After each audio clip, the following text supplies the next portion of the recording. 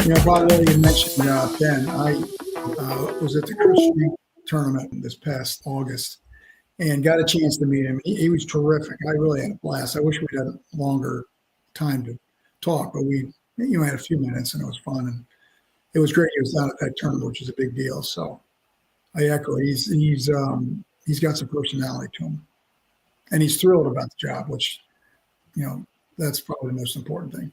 So you're going to win championships here, Gary? I think so. Yeah, I do. He's got his work cut off for him. The league is what it is, but he'll win some championships, I think. Oof, that atmosphere on Thursday is going to be ripped, Kyle. Ripped.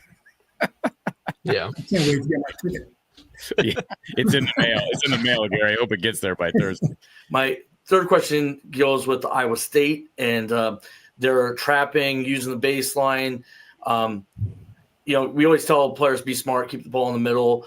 A lot of our actions ran from the middle, but they are so aggressive on defense. What, other than telling your team not to be stupid, what do you do?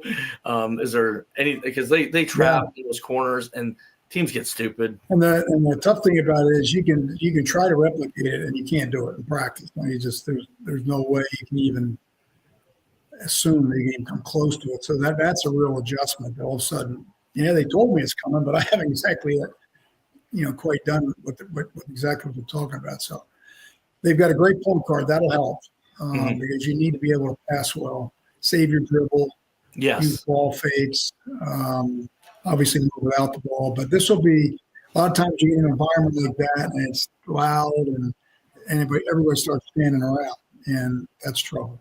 Yeah, I saw Smith make mistakes today against their defense, and he's probably the best point guard. He had like 7-8 turnovers. Yeah. And if he's doing it, 5 games. That's scary. Yeah. Tell me why. Just tell me why. I know you have a lot of respect for him. Tell me why Tom Izzo is allowed to be in the ear of the officials every single play. I mean, he is the biggest manipulator on the court that I've ever seen at any level, and he's just allowed to do it. And the officials do nothing about it. He ran out on the court at one point on Tuesday. Ran out on the court. Not during a timeout. He's ran out there to grab a player. Why is he allowed to get by with whatever he wants? Just because he's Izzo? And he's been there for whatever it's been, 20, 30 years or whatever. I don't know how that makes the game better. I don't have any idea how that makes the game better. Yeah, no, I agree. But believe me, when you're watching it, not necessarily in that situation, but when you're watching it, it's not fun. Is it fair to say you coached? Okay, I know you. There were a lot of people said the same thing about ball.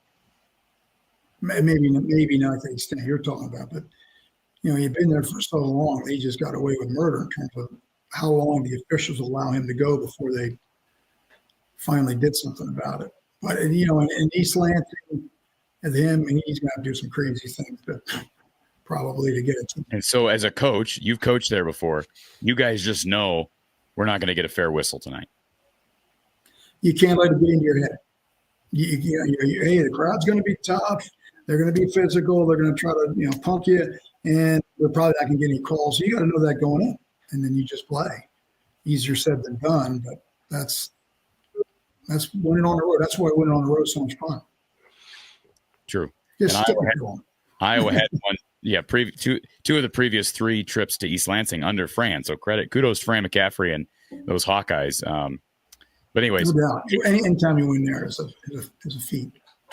Tony, we won at Iowa. My last time in Breslin as a coach at Iowa, the big comeback after the Chris Street deal. So wow, yeah.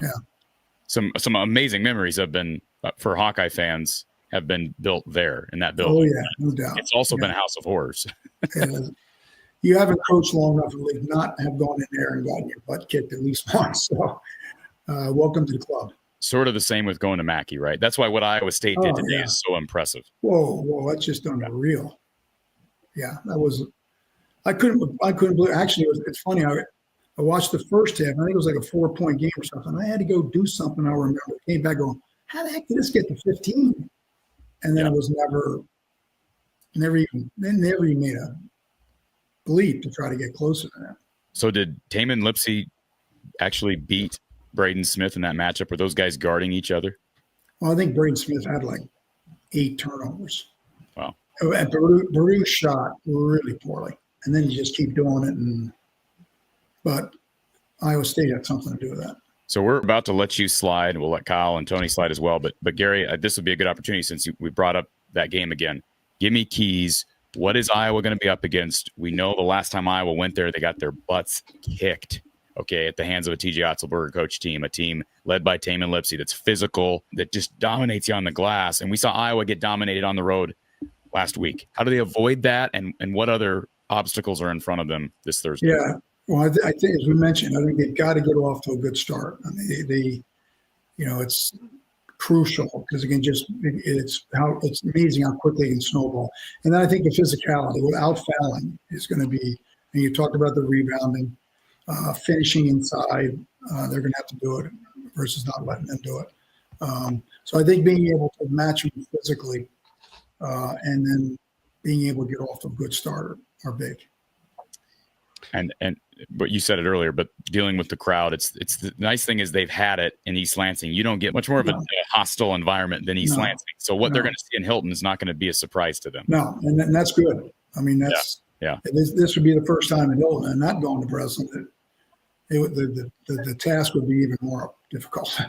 The other thing that I thought was interesting that Ben talked about was he talked about Michigan State. Somebody asked him about the Michigan State game in particular. Some of the actions, I mean, obviously they're talking about second actions, but even first actions that they didn't get into.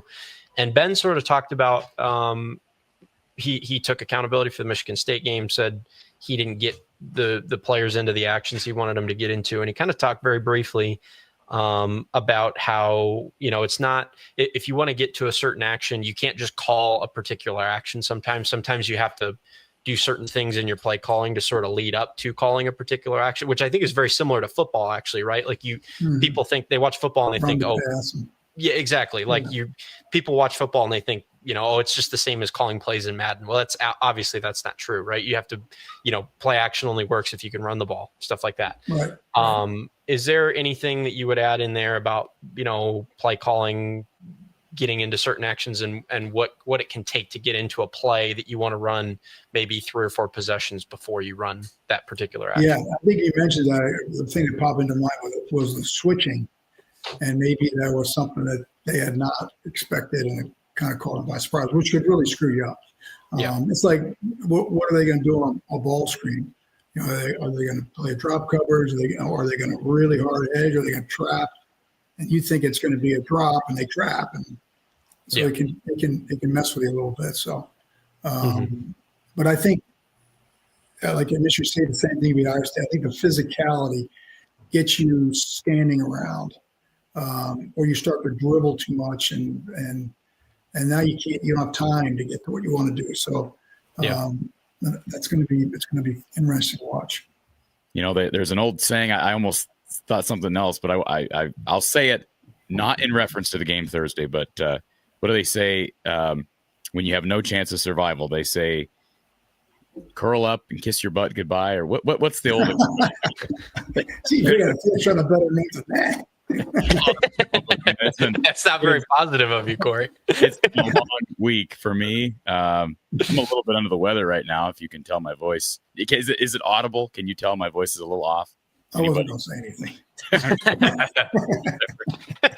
All right. Coach Gary Close, as always, Gary. Appreciate you being here, sir. And it's fun. We'll hopefully Thank you, Coach. See you, Kyle. Yep. Good to see you, Coach. Let's look forward to hopefully a shocking, impressive shocking victory in Hilton. It would be. You'd have to go back a ways to find we'll come throw a parade on here if that happens. Oh. Man, that'd be fun. All right, Gary. Take care. We'll talk to you soon. All right.